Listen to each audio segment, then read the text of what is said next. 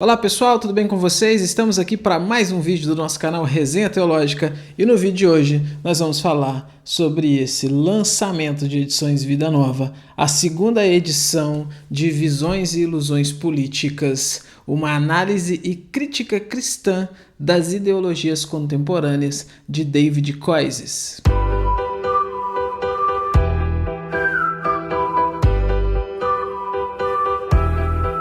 Em 2014, a Edições Vida Nova lançou então a primeira edição desse Visões e Ilusões Políticas, que foi um livro muito importante para a época, ajudou demais, pelo menos no meu caso, me ajudou muito a compreender o que pensa as principais correntes, as principais vertentes políticas aí que nós temos no mundo, né, e sobretudo no nosso país também. E agora, em 2021, vem então a segunda edição ampliada com uma especificidade maior um pouco em algumas áreas que demonstram para a gente aí um cuidado do autor e até mesmo, por que não dizer, uma certa evolução do autor em alguns aspectos, pelo menos no sentido de colocar isso no livro, né? E que eu imagino que tem tudo para contribuir mais ainda do que a primeira edição. O que nós estamos falando aqui? O que nós temos neste livro? O intuito do David Koyzis aqui é exatamente mostrar que por trás do abraçar cegamente qualquer que for a ideologia está a idolatria. A ideia de que aquela ideologia, então, ela teria um certo aspecto redentivo, vamos dizer assim, ainda que não conscientemente, inconscientemente é isso que está por trás. Então, o que ele faz? Ele organiza o livro em alguns capítulos aos quais ele vai mostrar, ele vai dar um resumo, ele vai dar uma apresentação geral do que pensa cada uma dessas ideologias. Então, por exemplo, ele começa com uma introdução apresentando o que é ideologia, religião e idolatria, né?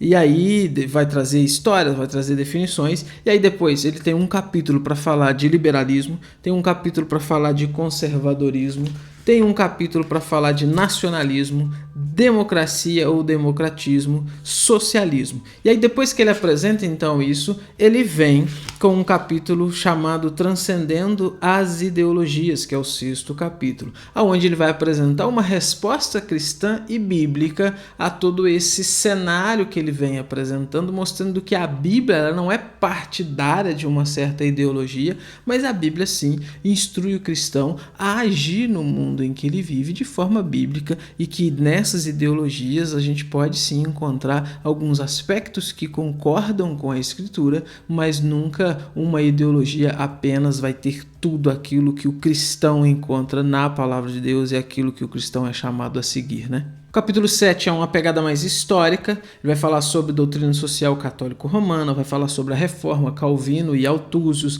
vai falar sobre algum desenvolvimento ali na Holanda, apresentando Groen, Kuyper, vai falar sobre Dooyeweerd, e o capítulo 8, então, ele vai apresentar a missão do Estado, né, promover justiça em um mundo sem Deus.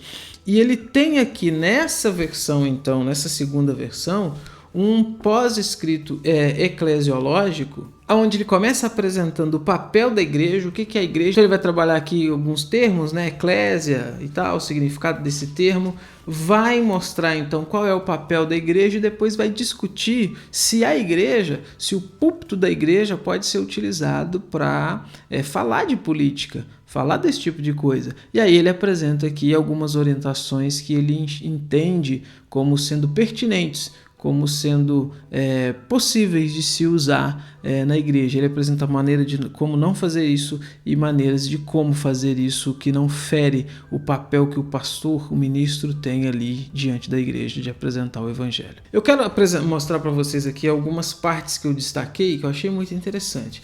Logo de cara, logo no prefácio, olha só o que o autor vai dizer.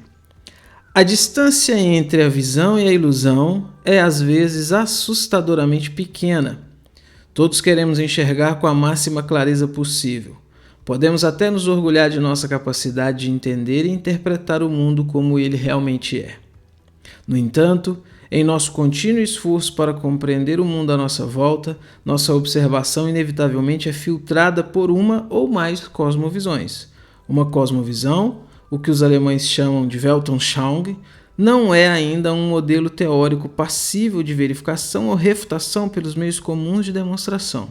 Ao contrário, a cosmovisão é uma visão pré-teórica, arraigada em um compromisso religioso básico, a qual interage com a experiência ordinária da vida e é moldada por ela. Porém, toda visão está sujeita à distorção e damos o nome de ilusões a visões distorcidas. Uma ilusão nos dá uma falsa interpretação do mundo, mas sua inautenticidade nem sempre é imediatamente evidente para todos, ao menos à primeira vista. Pelo contrário, uma ilusão pode ser persuasiva a ponto de convencer um sem número de pessoas de que suas pretensões representam a verdade total. Apesar disso, até mesmo as ilusões têm um fundo de verdade, pois o próprio mundo para o qual elas olham é um dado inescapável. Poderíamos concluir daí que precisamos de algum meio, talvez até de um dom da graça de Deus, que nos capacite a entender a complexa relação entre essas visões e ilusões opostas, por um lado, e o mundo que elas tentam interpretar, por outro. Então veja, ele já começa mostrando essa complexidade entre detectar o que é uma visão e o que é uma ilusão. E isso é o que vai, então, guiar o leitor por toda a obra dele, porque ele vai mostrando que essas ideologias que são defendidas, então, cegamente, elas não são visões, mas elas são ilusões. E ilusões, obviamente, são coisas irreais, são coisas que não cumprem o papel pelo qual aparentemente elas demonstram cumprir. E aí, depois de mostrar então todas essas ilusões, ele vem com a verdadeira visão, que, de novo, como eu falei na apresentação, é a maneira com a qual a Bíblia apresenta e a Bíblia orienta o cristão a enxergar e a se envolver com essa área política. Capítulo 6, que é onde ele vai trazer então essa resposta cristã e bíblica a todas essas ilusões então que ele vem apresentando, tem uma parte interessante que ele começa contextualizando a questão do sol e ele vai mostrando como que diversas culturas antigas diferentes adoravam o mesmo sol, mas denominavam-no ali de formas diferentes, mas o intuito era o mesmo. E por que eles adoravam o sol? Porque eles viam no sol essa maior estrela, essa estrela que emite luz, que emite calor, que é responsável então pela produção agrícola que eles tinham, e então por isso eles a divinizavam. Então veja, existe uma certa verdade de que sim, o sol proporciona todas essas coisas. Porém, o erro não está em enxergar esses benefícios que o sol traz, mas sim adorá-lo por causa desses benefícios, fazer disso uma idolatria. E aí depois então de contextualizar dessa forma, ele vem mostrando que cada uma dessas ilusões, elas têm sim coisas boas, coisas positivas. E o problema não está em detectar as coisas boas e positivas dessas ideologias. O problema está em colocar essas ideologias num local que deveria ser reservado somente para Deus. Aí ele diz assim, olha, ao sermos confrontados pelas ideologias, devemos imediatamente perceber que há um bem da criação que seus seguidores corretamente valorizam. Aí ele vai citar exemplos. Os liberais entenderam adequadamente que existe uma esfera legítima da responsabilidade individual na qual nenhum outro indivíduo ou comunidade deve interferir. Eles nos alertaram para a importância dos direitos humanos, mesmo antes de os cristãos reconhecerem esse princípio. Também os conservadores chamam nossa atenção com toda razão para a relevância da tradição e para a necessidade da continuidade histórica no que se refere ao planejamento e implementação de mudanças.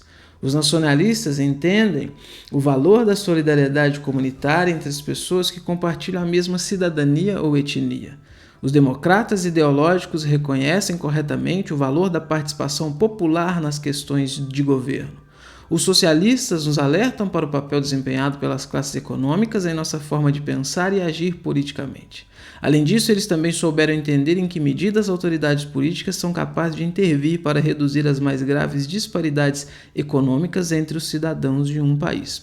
Não obstante, embora cada uma das ideologias seja baseada em um bem criado, elas se desviam da verdade ao atribuir a esse bem um status de primazia ontológica, exaltando-o em detrimento ao restante da criação.